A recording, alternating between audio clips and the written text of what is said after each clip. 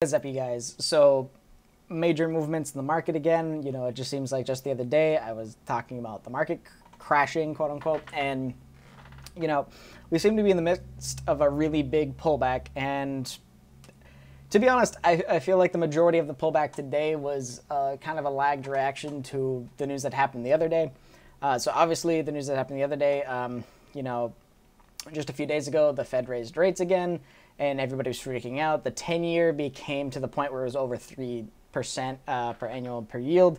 And now, the margin that people are, gaining from, say, taking, positions in relatively risky stocks to, historical averages is becoming less and less. And a lot of people, it seems to be, are pulling their money out of stocks and are, going into the bond market.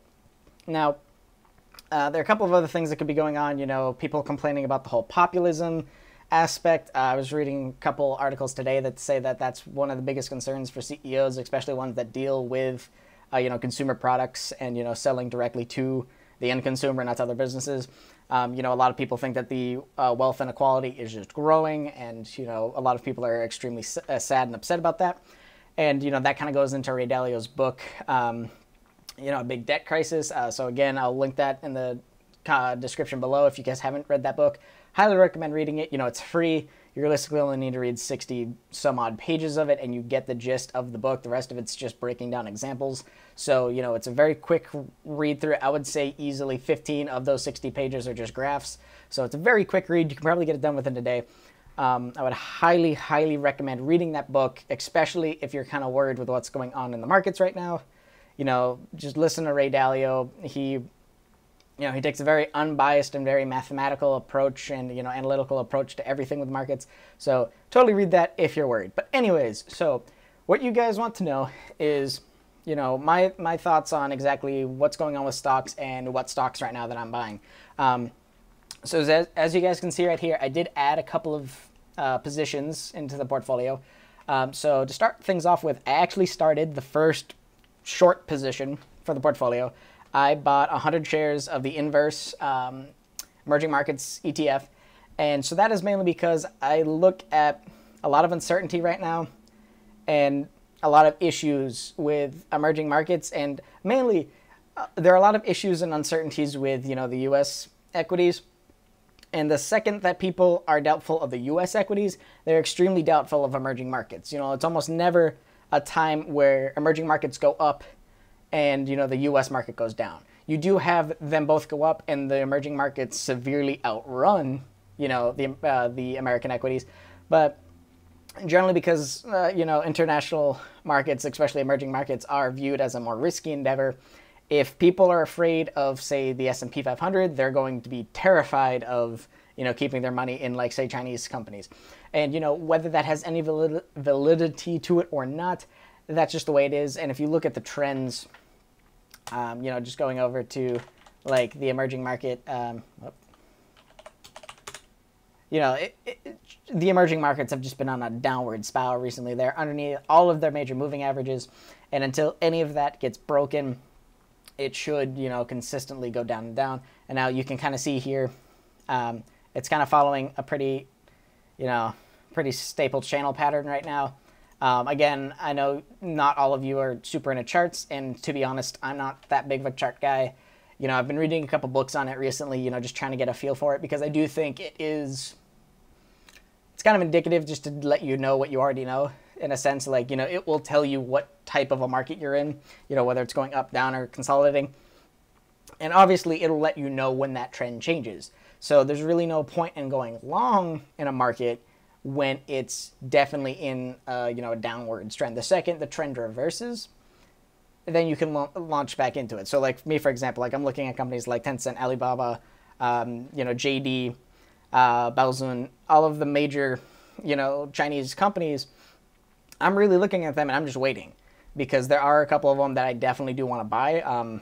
As of right now, I think Alibaba is probably my number one pick. That's mainly just because of the safety and the amount of,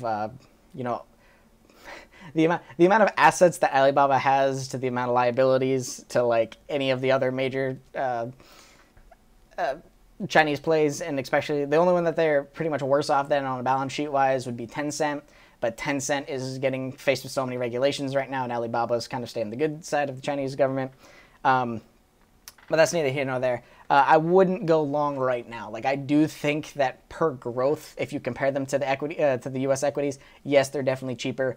But you have to realize two things. One, Chinese stocks are always going to be cheaper than the U.S. counterparts, and that's mainly because the Chinese stocks are viewed as higher risk. So less people are going to put their money into it, so they will always have a lower valuation. Anyways, going back to everything. So I did start a short position on that. It's relatively small. Like, if you look at this portfolio again, I'm going up to about $100,000 for this. Right now, the short position is only about 2% of the overall portfolio. Eventually, I will have about 10% of the entire portfolio being short, whether that's just in emerging markets, just in specific markets. I don't think I'll do any individual stocks because, one, none of the charting tools that I'm using, I'm actually switching from Yahoo to this share site over here. But neither one of them, I believe, allow you to short directly a stock. And again, I don't have that much conviction in this type of a market to short things right now because I think things are a little too hot to put anything past it. Like, look at Tesla, for example.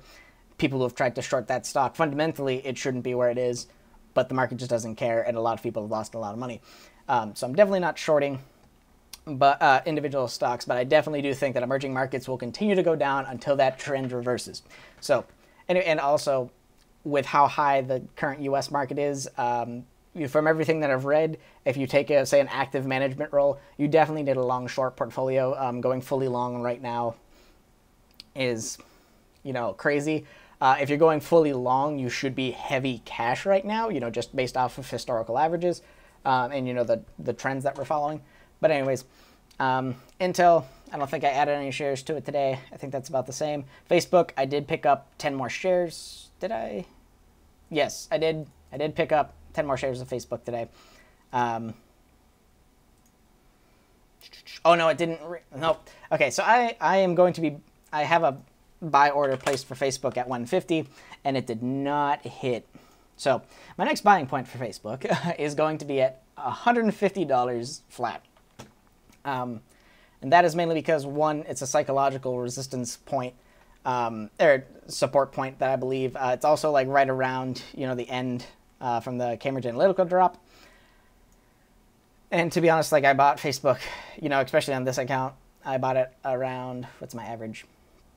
My average is sitting around 160. So, like, it hasn't had too much of a drop for me to justify dropping it in. Right now I'm down, 5.8% on the thing. Second that hits, like, 150, yes, but, like, ideally I would want that to go down, say, 10% on average before I really start to buy more shares in. Because Facebook is already, a third of the way of how big I want it in the portfolio at all, and I only just started this portfolio. So I'm not trying to aggressively add shares yet on, smaller dips.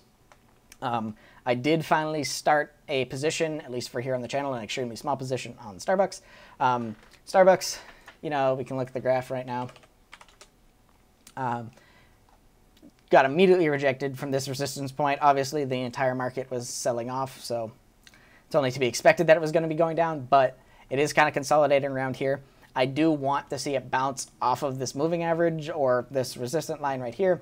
And eventually, once it gets out of this breakout point is when I'm going to, say, add another, say how many shares did I buy? Say about 15. I'll add 20 once it breaks out of that channel.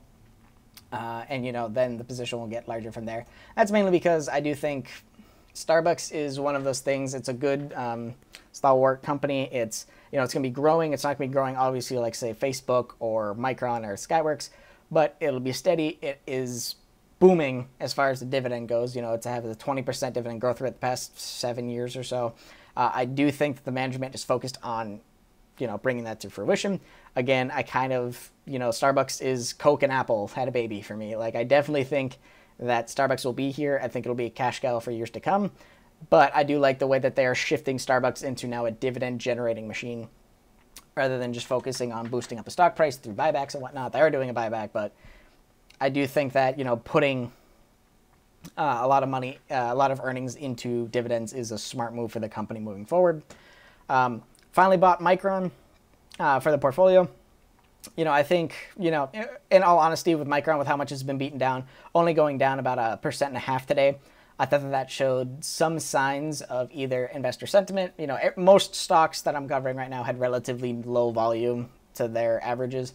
But, you know, Micron, it's been beaten down. It is right around this support point that I have put in, you know, right around $40 a share. And so I was kind of fine, you know, starting a position here. Again, Micron, one, shouldn't be your number one holding, and two, you know, you got to add into it slowly, because I definitely think for the next couple of quarters, Micron will be, you know, severely weak until things with Intel and AMD get wrapped up. I think the whole memory market's going to be down. And I didn't add anything with Skyworks Solutions. So that's realistically of the portfolio what I bought. But the things that I'm interested in looking at for possible either trades, or I know some of you are probably invested in them, are big momentum-based stocks that are pretty down. Now, these stocks have been growing for a very long time, and I do definitely think that, you know, that they are going to be worth, you know, a second look right now. So if you look at, first one's going to be Salesforce. So Salesforce has been beaten down substantially the past week. You know, it's down 14% since its high. And now if you look at, you know, if you look at its valuations, you completely can understand why. Like right now its PE's, you know, trading at 137. Now this company is growing fast, but it's not growing fast enough to justify 140 PE ratio. Kind of the same thing with Amazon. You know, they have very unique business models. So Salesforce, for those of you that don't know, they do like enterprise software, and pretty much every enterprise in the world is now on Salesforce. It's kind of insane with how fast the company has grown in such a short amount of time. But that being said, you know, the company, it doesn't have a lot of physical assets. It does have a lot of contracts, and it's all subscription-based, so it should be making a lot of money periodically. But its valuation is too high for me to go long in it. However, you know, this channel in this major sell-off could potentially be, you know, some type of a swing trade. I know some of you that, you know, follow the channel are not into trading, you're just into long-term investing, and I completely understand that. This is significantly more risk for, you know, only moderately more reward. But with how difficult things are to invest if you're a growth investor like I am, or a value growth investor like I am, finding these momentum-based growth stocks, whenever they follow a pattern like this, the second it starts to rebound, normally in the past I've had pretty good success with just doing a basic small, like 1 to 5 day swing trade, taking a few percent off the top and just walking away. You know, I have a very tight stop loss whenever I do anything, because I'm an extremely conservative trader, because I do not trade often. I do not trust myself, you know, to, you know, time going in and out of a stock that quickly. But assuming that this, you know, stock gains footing, you know, it's about to hit the 150-day moving average. Assuming it kind of comes back from this and the market sell-off stops, I do think Salesforce is going to be a very interesting play. Microsoft, big name, big sell-off today. I think it was down about 5%. You know, Microsoft's one of those things.